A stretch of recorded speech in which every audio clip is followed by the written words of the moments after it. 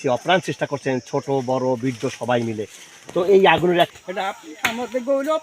এখানে আগুন লাগবে আমাদের নিবারণ কোনো সম্ভব না। Forster department, fire service department, সাংবাদিক, বিভিন্ন ধরনের লোক আসে, গ্রামের লোক, বৃদ্ধ হইতে যারা আসতে পারে, হাইটিয়ে আসতে পারে না তারও আছে, তারা আগুন নিবারণের চেষ্টা করছে। এখন আগুন কিছু নিয়ন্ত্রণে আসে আর কিছু এগিয়ে যাচ্ছে। মাটির নিচ হইতে আগুন ধাউ ধাউ করে জ্বলতে আছে। তারপর বাতাস আইলে বেশি করে জ্বলে।